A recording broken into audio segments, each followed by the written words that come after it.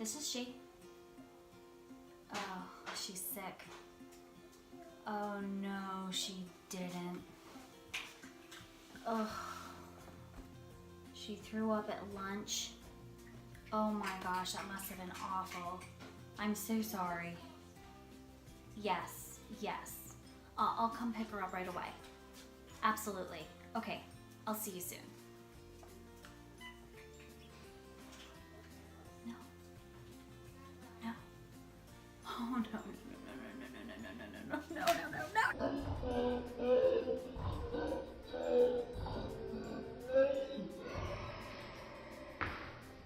Oh my gosh. Oh God, now they're all gonna be sick. And the babies are gonna get sick. And the dogs are gonna get sick. Well, maybe not the dog. Oh gosh, the husband's gonna get sick. Oh no. Oh no. Why?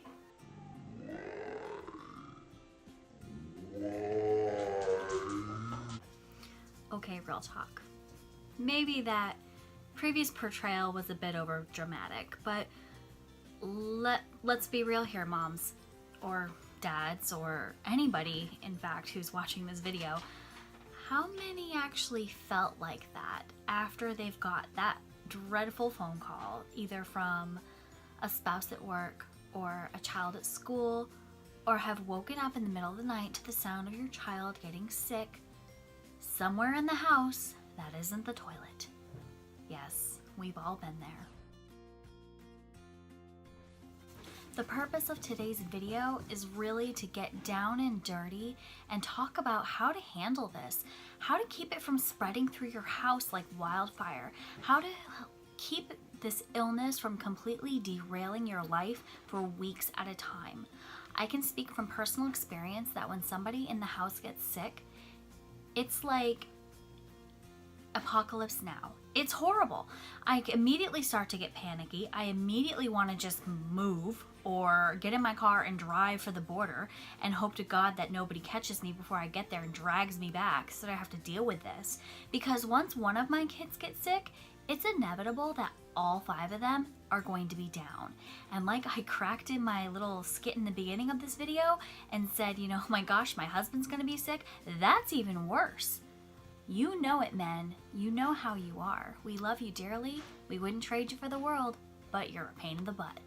So this video is really just to talk about how to keep the disease as quarantined and as enclosed as humanly possible while it's in your home, how to keep it from spreading to all of your loved ones, and to how to keep everybody as healthy as possible in your house while it's cold and flu season. Who doesn't want to minimize the amount of time that their family is sick? I know that I spend a lot of time and energy doing that because it's just awful, especially because you're one person. And if your whole family's down and you're the only healthy one, by the end of it, you're gonna be sick and it's gonna go back around and it's gonna last forever. It's going to go on for days and days. I have known friends and family that this past winter season have been sick for a month. Can you imagine being sick for a month? It's horrible. Whatever viral thing is going around your home, you need to help contain it as much as humanly possible. And as you're watching this video, you are going to want to reach through the screen and strangle me because I'm going to make you work. Yes, I know, you work hard as it is. You're probably running on 3 to 5 hours of sleep a night, and you're probably 2 steps away from being completely bat crazy. Me too. We're all there. We're in this stage of life together, my friend. But for today, I'm going to share how you can keep your disease, keep your illness, keep the sickness as contained as humanly possible. So just keep on watching, and we're going to get right into it starting now. The first thing you're going to want to do as soon as you have got this sick person home from wherever they happen to be, or have discovered that you are sick or somebody in the home is sick, is you're going to want to quarantine that individual. Well, as soon as that person comes home, I want you to take them into their room. I want you to get them into fresh clothes. And I want you to strip their bed of anything that cannot be machine washed. So that would be your their stuffed animals, maybe certain comforters that they have on their bed that don't fit in the washer. Anything that you cannot put into your washing machine needs to be taken away from that bed. And put it away, put it in a room where they're not going to be, put it into a garbage bag and put it into a closet. Whatever it is you need to do to get it out of the room. And you're going to learn why I say that more as we go through this video. There are a few statistics I want to share with you to help things make more sense. So bacterial cells, bacteria, and viruses can live on cloth and clothing and fabric and paper, anything porous, for 8 to 12 hours.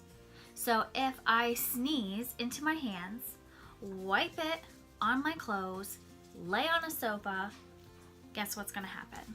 That virus and bacteria is going to live right on that sofa for the next 8 to 12 hours. And then somebody else from your household is going to come and sit down and put their head against that sofa cushion or sit on that sofa cushion, and guess what?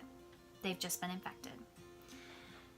Viruses and bacteria can also live on non-porous surfaces for 24 to 48 hours. That's 2 days, my friend, that if you sneeze, touch a doorknob, for the next 24 to 48 hours, that virus can live on that doorknob and spread to your rest of your family. So it's really important to treat your home now almost like a hospital. You're going to want to take your cleaning techniques to the next level. And here's where you're going to see why. Anything that can be sanitized needs to be sanitized multiple times a day throughout the day. That's going to be your doorknobs. It's going to be your countertops. It's going to be anywhere that the sick individual is. So as soon as you bring them home and you get them in their room, you get them set up, and you're not letting them out other than to use the bathroom, which if you have more than one bathroom in your house, they need to pick one bathroom. And that's going to help minimize the amount of work you need to do. So you're going to want to clean those hard surfaces immediately after they come home. Anywhere they may have been throughout that day, the last 24 hours, you're going to want to go through, and you're going to want to arm yourself with some sanitizing wipes and some sanitizing spray and just go around and hit everything. Just hit it all. You're going to want to wash all your hard surface floors and just make sure everything is nice and clean. If you have a steam mop, use it. You don't want to be using a mop head that cannot be either thrown away or washed in the washing machine after you use it. You don't want to be using a sponge mop or anything like that at this time. You're going to want to use your steam mop because steam kills viruses and bacteria. So that's going to help you in the long run if you're using your steam mop. And you're also going to want to make sure you put a cool mist humidifier on in the room where the sick individual is. And that's just going to help them out a little bit. The last thing I'm going to tell you, as far as once you've got your sick individual into bed, is you're going to want to air out your home. Now, I know it is like 5 degrees in some places in the country right now. I understand. I'm not saying to open all your windows and doors and leave them open for a week or, for the entire day. 5 to 10 minutes should do it. Mother Nature is a miracle worker. Open your windows, air out the rooms, get some fresh air going. Don't do it in the room where the sick person is, but get those germs aired out and taken care of. That way your air is just better. Your air quality is better, and you're going to notice a difference right away. One of the things I am going to tell you is when you have the quarantined person out of their room for a time, you're going to want to air out that room daily as well, even multiple times a day. As long as they're not in there, open the window for 5 minutes, let it air out, and then go ahead and shut it before they go back to. You're going to want to clean the sick individual's bedding daily. Now, you probably already have a mountain of laundry to handle. I 100% understand. I have laundry every day of my life. If I miss one day, I pay for it for a week and a half. That's no joke. So what you're going to want to do is just put some laundry on hold. It's gonna stink, I know.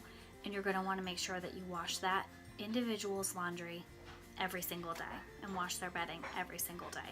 That's why I told you before to strip their bed of anything that can't go into the washing machine. And it goes back to the thing I told you before. 8 to 12 hours, that virus is still living in the clothing and in the laundry that is on that bed. So your sick child's laying in bed, they're coughing, they might be getting sick, they're sweating, they're, snotting, they're doing all the gross things that little kids do when they're sick, and it's getting on their pillow, it's getting on their sheets, on their blankets. This is why I said take away the stuffed animals as much as you can. You're going to want to strip the bed, and I find that having an extra set of sheets in the house helps with this. But you're going to want to wash these clothes, wash this bedding separate from the rest of the family's laundry. Keep a hamper in your laundry room so that you can easily throw the child's pajamas or clothes that they had been wearing and their laundry into it until you can get to it. There are different laundry additives that are available now for you to use in order to sanitize your laundry. So I'm going to go over a couple of them and show you what I use and how to use them. You're going to want to load your child's laundry and bedding into the washer. Add the soap that you would normally add.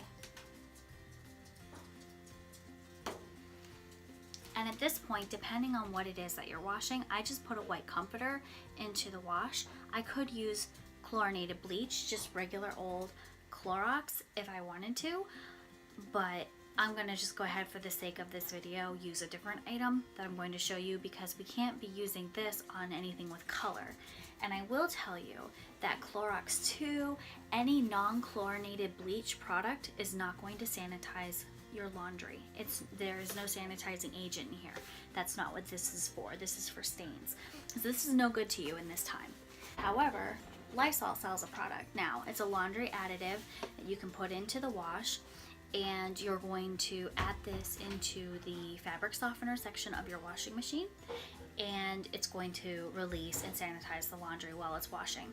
You're also going to want to do this wash on a hot run. I normally wash all in cold. It's more economical and it keeps stains from setting, but for now, we're sanitizing. So again, this is not going to be an economical time in your home. You're just going to have to suck it up, and you're just going to have to do it because it's going to lessen the amount of time that your child is sick, and it's also going to lessen the amount of people that get sick in your house. So I went ahead and I added the Lysol into the Downy ball. You have to use 2 full caps for a full size load. And again, so you're going to go through that little bottle really quickly, but in most Sunday papers, they have coupons. So just keep an eye out for those. But I went ahead and put it into my Downy ball, and I'm just going to go ahead and toss that in with the comforter. And like I said before, you're going to want to turn it to a hot wash. And if you have a pre-soak option on your washing machine, you're going to want to go ahead and use that as well. That's just going to go ahead and give the clothing time to really soak in that hot water, and let nature do its job. Let the hot water do its job, let the soap do its job, and you're going to want to go ahead and run it. And I always do it on a second rinse as well. Normally these are things that I don't do, so I'm going to have to change all the settings on my washing machine.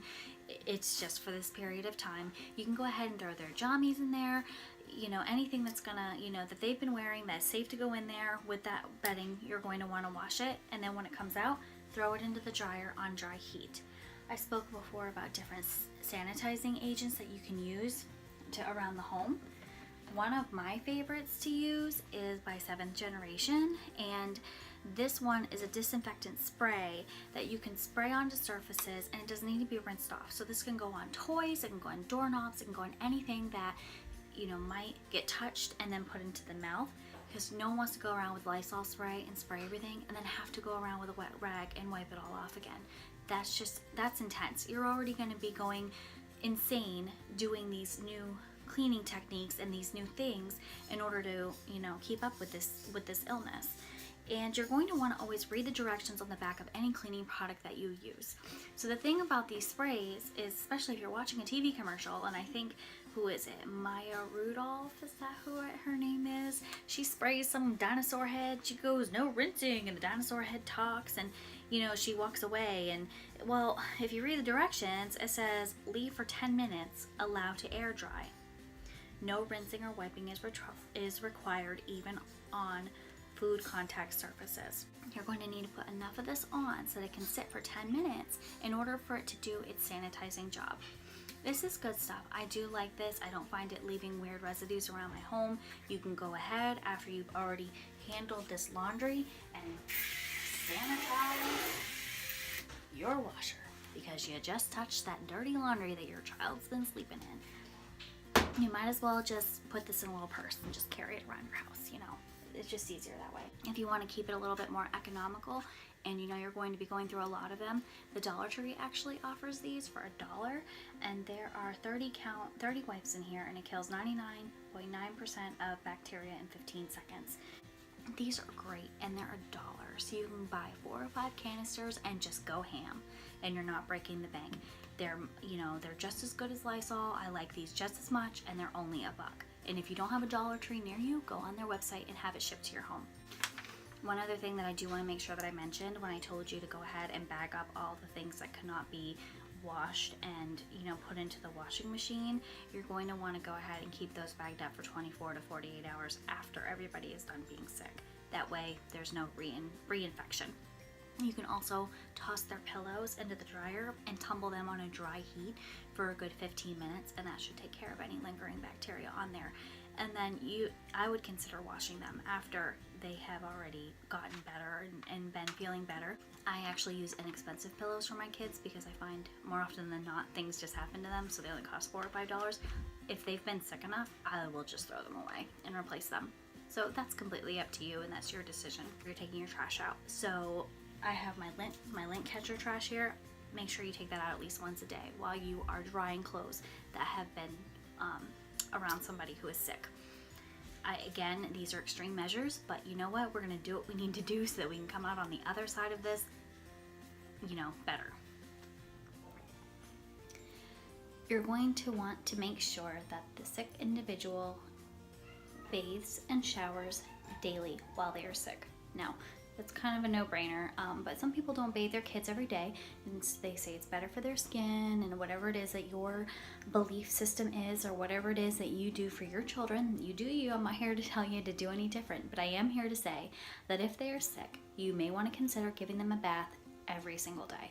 The reason for this, there's a couple of reasons for this. First of all, there is nothing better than a bath. A bath cures everything. It cures the blues, it cures depression, it cures sleepiness, it cures so many things. It's just, who doesn't feel better after they've had a bath? So you're gonna wanna make sure that whoever is sick gets in the bath, gets in the shower, and gets all that crud and sweat and grossness washed off of them. This gets them into a new outfit so that they're not, you know, using that clothing to pass that disease back and forth between themselves. It gives you a chance to get it off of them so you can get it washed and get more of that germ out of your house. It's also going to give you a chance to air out their bedroom. And you're going to want to do some prep work before you assign the bathroom to, you know, whichever bathroom it is in your home that you're going to use for the sick individual. You're going to want to make sure that you get all your bath mats out, get all your toilet covers, anything cloth, get it out, put it away until they're no longer sick.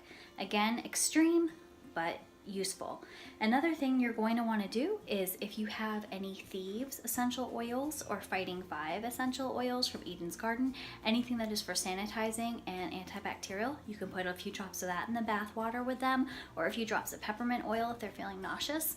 I myself had a little 24-hour something last week, and I took a bath with a few drops of peppermint oil in the water, and let me tell you, it cured so much. I felt so much better, and that's not an exaggeration. And make sure after their bath you come in here and you wipe down your counters and you clean the toilet and you clean the floors and you can sanitize everything. That way there is no cross-contamination between any of the other members of your family. If they happen to get sick on the toilet, whether that's this way or this way, and you know what I'm saying, get in there, use a sanitizing toilet bowl cleaner like Lysol or Clorox.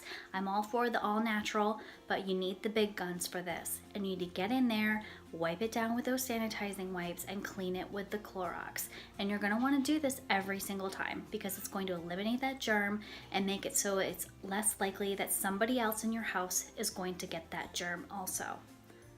Another tip or trick I have for you is to get rid of your hand towels. The reason for getting rid of the hand towels is because you don't want someone who's sick to come in and wash their hands and use this hand towel, and they maybe didn't wash their hands quite long enough, or they didn't use an antibacterial hand soap, or whatever the case may be. This is another thing that is going to carry the germ in your home and make it so that you're getting sick, you're infecting family members, reinfecting yourself. Go ahead and pull these out and use paper towels until everybody is feeling better. Is your head spinning yet? I've got a few more tips and tricks for you. I was going to record these out in my kitchen to give you a change of scenery, but unfortunately it's just not going to work out right now, and I want to get this video done. Some more tips and tricks I have for you. We have a rule in my house where if you get a cup, that's your cup for the day, you rinse it out, you use it throughout the day. We have too many people who live here. It gets insane. The dishwasher already has to run usually twice a day as it is. If we got a new cup every single time somebody got a drink, it would just be anarchy. So we have that rule. When there is a sick individual in the house, that rule is suspended. So you get a new cup with every drink every single time. Use your dishwasher. That is a powerhouse sanitizing tool that you have right at your fingertips. It does steam, it does heat, it does air drying, all of it. It's going to take care of those germs that are on that silverware and on that cup, on those plates, on those bowls, whatever it is that people might be using. If you wash your dishes in a sink, you have to wash your dishes before you wash your dishes. So if you're using a sponge, any type of sponge with maybe the rough side on the other, a cellulose sponge, make sure you're replacing those every 3 to 5 days. That's just the standard. But while someone is sick, every single time you use one of those sponges and you do your dishes, I do dishes at least 3 times a day. Breakfast, lunch, dinner, dishes, dishes, dishes. So after every time when someone is sick, even if the sick individual did not partake in the meal, I still put everything in the dishwasher just like I would. I rinse the sponge out. I keep it really wet. I put it into the microwave and I microwave it for 3 to 4 minutes. Make sure your sponge is really wet when you do this because you don't want to fry your sponge. But this will sanitize it. You can even put it in a bowl of water if you're really worried about it. That heat and that boiling water will help sanitize that sponge. Just be really, really careful when you take it out of the microwave because it's going to be really hot. You can even just let it in there to sit for a bit before you take it out, and before you squeeze it in the sink to dry it out. Just be careful, it's going to be hot. If you can get elderberry juice, good elderberry juice, made the right way, done the right way from some place that does organic, foods, or I actually deal with a woman locally who, that's my donkey. I actually deal with a woman locally who makes a lot of, organic body care products and, natural things, and she actually makes her own elderberry syrup. So if you can get yourself some elderberry syrup, get some. And here's some of the things I'm going to tell you about it, and this is why. It reduces the symptoms and the length of your illness or sickness time by up to 48 hours. A lot like Tamiflu. So if you go to the doctor and you get tested and you have the flu and they prescribe you Tamiflu and they say it's going to reduce the length of time that you're going to be sick by 8 to 12 hours. Okay, whoop-de-doo. Elderberry does it up to 48 hours. And it does it naturally. So this is as long as it's prepared, it's perfectly safe for human, consumption, whether you're an adult or a child. And it has a lot of things that you can actually be drinking it and taking it when you're not sick. And these are some of the things through my research that I have found that it does. It boosts your immune system, treats upper respiratory infections, aids in your digestion, aids in your digestion, improves your heart health, helps control diabetes, improves your bone health, has good skin care benefits, and it even helps with weight loss. Sign me up, I'll take some. Other things that you're going to want to keep in mind about elderberry juice is you want to make sure you buy it from a licensed or reputable store. If you're allergic to plants from the honeysuckle family, you're going to want to avoid this because the elderberry bush is part of the honeysuckle family, and it is also a known diuretic. So if you have any kidney issues, you're not going to want to take this juice unless you talk to your GP, your general practitioner. If you're nervous about taking anything, especially if you're nervous about giving it to your kids, talk to your GP, talk to your pediatrician, whoever it is that you deal with, and get the facts. Just test it out and make sure. Another thing I'm going to tell you is to diffuse essential oils. Now again, this is controversial. Some people really wholeheartedly believe in it and some people don't. I find that they help more than they hurt.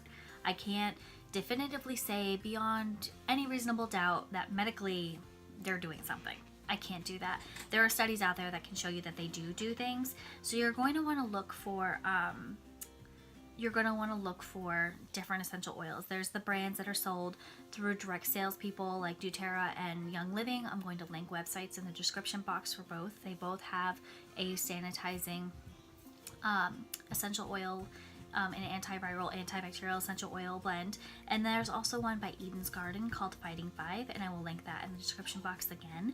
So the difference between the pricing in them is huge, and you can do your own research. And I'm also going to link a blog post below that shows different petri dishes using these sanitizing oils, sanitizing essential oils, and it's going to show you like the rate of growth for different bacterias. It's interesting, so just take a look at it if you're interested. I find that it doesn't hurt, and if you've got one of these essential oils, you can, put them on your wrist, you can put them, kind of like behind your ears, you can smell them. The different companies, I know Young Living makes a sanitizer, it makes cleaning products with theirs in it, it's called Thieves, I'm sure you may have heard of it. But any blend that is clove, lemon, cinnamon, eucalyptus, rosemary, those are the blends. I've read the descriptions on them all. And these 3 companies deliver pure, organic, 100% natural oils. So definitely take your time and, check them out. And if you have questions, you can contact the reps that I have attached to both of those links. And you could read reviews on Eden's Garden, even on Amazon. But it's gonna boost your immune system, and it's gonna kill germs. And I'm gonna post that blog post down there as well that you can go on and see that. And the other thing I'm going to tell you about maintaining your home is take your trash out often. Don't let the dirty tissues pile up. Those are fabric. 8 to 12 hours of disease is living on those tissues. Take it out. And when I mean out, I don't mean just take it out of the little trash can next to the bed and put it into the big trash can in your my washer's on. I'm not saying take it out of the little trash can in your bed and put it in the big trash can in your kitchen. I mean get it out of the house, the whole way out. Extreme, yes, but important. And to wrap it all up, bring it back around, I'm going to go over some techniques and some tips and tricks that I use with my family during cold and flu season to keep them from getting sick in the first place. I do not homeschool my kids, so they go to public school, and my husband works outside the home. So the one thing I'm going to tell you is on nights and weekends, when you're all home together, stay home. It's gonna give you cabin fever, and you're all gonna wanna kill each other by March. I know, I'm currently living it. I know exactly what you mean. But if you're not going anywhere, then the likelihood that you're going to run into people who are sick are cut down drastically. Try to do, call like curbside pickup for your groceries, and try to do fun things at home. Have a family game night, rent a movie. Just stay home as much as you can. Just stay in. Teach your children good hand washing techniques. Teach them to wash for 20 seconds with soap and water, and to make sure that they're getting in between their fingers and all the way around their hands and really getting in there. Maybe invest in a small egg timer, or put an app on your phone that plays a little song for 20 seconds, or whatever it's going to take to get them to stay there for 20 seconds. And this is especially important for them to do when they're in school. So instruct them, when you go to the bathroom, make sure you take the time to wash your hands really, really well. And if they are in school and they take a lunch to school, or they can't get to the bathroom prior to lunch, maybe invest in some individually wrapped wipes, or even just get baby wipes and put them in little sandwich bags and zip them, and then they can get them out and use them. Use hand sanitizer if you want to. I'm not actually big on hand sanitizer, but during cold and flu season, I find that it's pretty helpful. And that way, they're sanitized, they're cleaned up, and they're not, putting their hands on their food, into their bodies, from being in school with a bunch of sick kids. Because let's be real here, people get sick. Teach them not to share. And this sounds so mean, but don't let them share their food, don't share your candy, don't share your juice boxes, don't share anything that goes in your mouth with somebody else, don't share your hats, don't share your gloves. Just keep your stuff to yourself. And it sounds so mean when you say it, but it's really important, especially, and this is going to sound crazy, especially if there's a head lice outbreak. They'll already be in the habit, and you won't be getting that magic. Believe me, it's happened. It has happened. So just teach them not to share things, and when they come home from school, you may want to take that Lysol or that 7th generation spray and spray down their backpack. You may want to tumble their coats in the dryer for a few minutes. on a high heat if you can, or hang them outside even. Mother Nature is amazing. You can hang things outside in the sun and, you know, it'll kill germs. Just like wipe down their eyeglass case and their eyeglasses. You wouldn't think about it, but they're touching dirty surfaces, they're touching their glasses. Or binders that they bring home every day, textbooks, just take a quick wipe and go over them every night. You know, anything like that will help. It'll just help keep the disease count down while they are in school during cold and flu season. You can relax when it's not cold and flu season, but you know, during cold and flu season, you got to kick it up a notch. Make sure they take a daily vitamin. I mean, talk to your pediatrician about that. See which one, you know, they recommend for you. I just give my kids the Flintstones, and I know there's dye, I know there's sugar, but they eat them and it's better than nothing. So get a daily vitamin into them if you can, because most kids are not well-rounded eaters. Have them take the elderberry syrup every day, and you would be surprised how much that's going to help. I did go on to the CDC's website, the Center for Disease Control. It's a government-funded website, and they had 6 tips to help you stay healthy during the sick season. And step number 1, and the thing that they drove home all over their website, is to get vaccinated and get the flu shot. Now, I'm going to get heat for this, but I do not get the flu shot. My children do not get the flu shot. My husband does not get the flu shot. We don't do it. We are vaccinated. We're not anti-vax. We just don't do the flu shot. So that is a personal choice for us.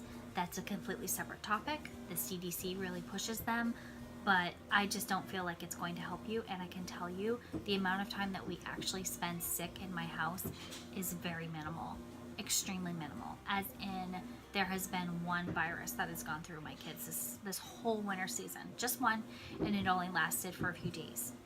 Now, you're just going to want to make that decision. That's between you and your GP. I made this decision with my GP, so it's not something that I came to lightly on my own, but we just don't do it, but the CDC recommends that you do.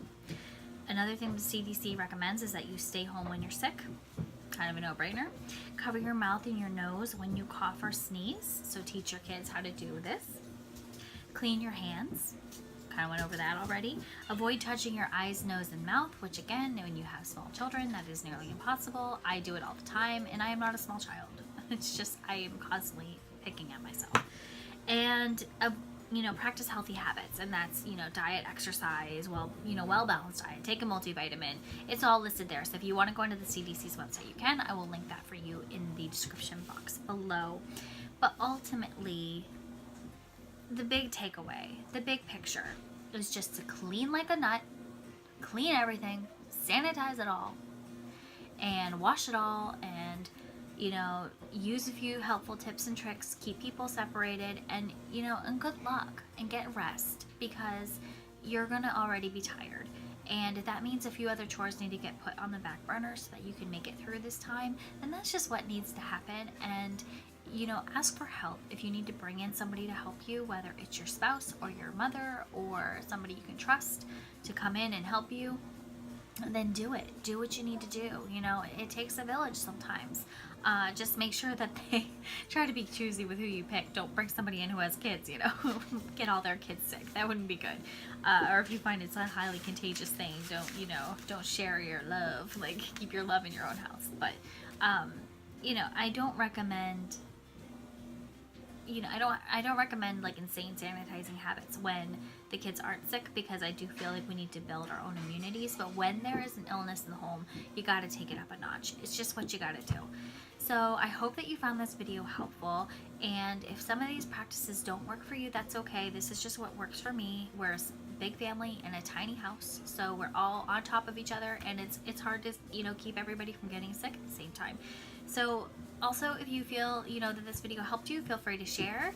And if you have something else to add, something else that I didn't put into this video, and something that works for you in your home, please share it below, because, you know, your knowledge is power, and we all need to band together, because, you know, we're all in this ride, and we got to be there and help each other and support each other. I hope you all have an amazing day, and I hope you subscribe to my channel. Stick around. I do other videos. I'm just new. I'm just starting out, so I'm going to do other mommy videos. I'm a 31 rep, so I have some 31 stuff on here, and I also have like makeup reviews because I love that. And this is just my channel. I put on things that I like. So stick around if you like any of those things, and see what's coming, and I hope to see you guys in my next video. Bye!